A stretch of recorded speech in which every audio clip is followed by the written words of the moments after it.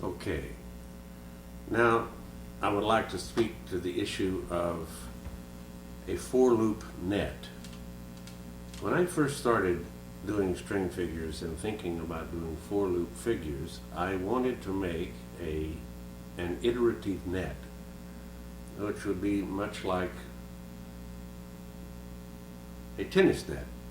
And it took me a long time to figure out a series of loop maneuvers which iterated into the figure I wished. And it's an interesting thing. I will try to describe it. First, you'd have to take the index up through the thumbs, and then the middle finger up through the little fingers. Rotate the thumbs twice away and up through the index. Rotate the little finger twice away, twice toward, and up through the middle finger. And then the interior strings are up through and up through. And this time you don't rotate the system. It is a pure iterative system, so we must do the same maneuvers again and again. So index up through thumbs, middle up through little, twice away up through index, twice toward, up through middle, lift and lift, and again, and again, and again. And you'll notice that I make little noises when I'm doing this because it kind of keeps a rhythm so that I can make sure that I don't make mistakes as I'm doing it. One last time. Up through, rotate, up through, rotate, up through, lift and lift, sag in the middle so you can put the information down, rotate once, twice, and the for loop ending over the near, lift out, over the near, pull the bottom, transfer everything, dropping both index and middle fingers, pulling the bottom down, reaching out the top, and using Murphy's power lift. You can see that I have a for loop tennis net which has 3 series of diamonds going left to right or right to left, whichever way you want to look. And so it is what I consider to be an elegant solution to the problem of how to make a for loop web.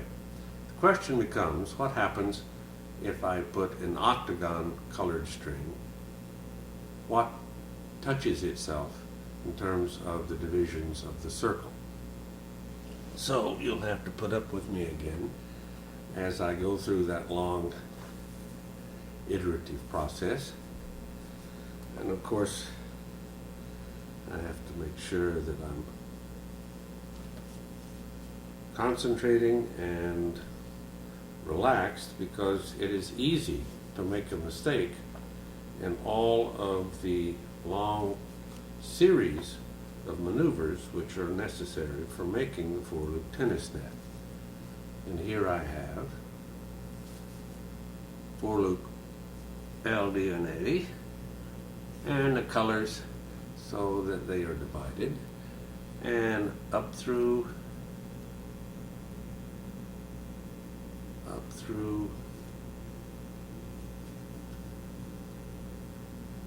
rotate, up through, rotate, rotate, up through, rotate, up through, and again, and again, and again. But it's interesting how one learns to have a rhythm of doing and a sort of internal system to recognize when you have done things correctly and when you have done things incorrectly. And it's sort of the same way you have to practice whenever you're doing math, a long division problem or a fraction problem or something where each of the little parts has to be done extremely accurately, or at least accurately, so that the answer will be accurate. And you can't make any silly little mistake. And you've got to concentrate while you're doing it. But you learn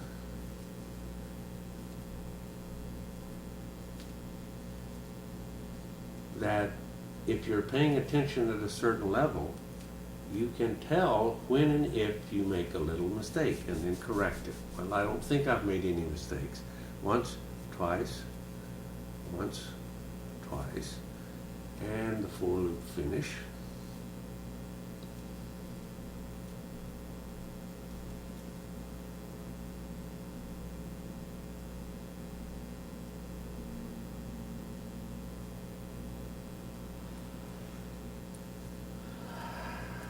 Relax. Okay. And now, when I use Murphy's power lift to pull this out, you see I have the same net, but now I have one red series of diamonds in between two green series of diamonds, and I have a red transverse and a red transverse, which is, I suppose, a very nice figure for Christmas, but it is just the for loop tennis net.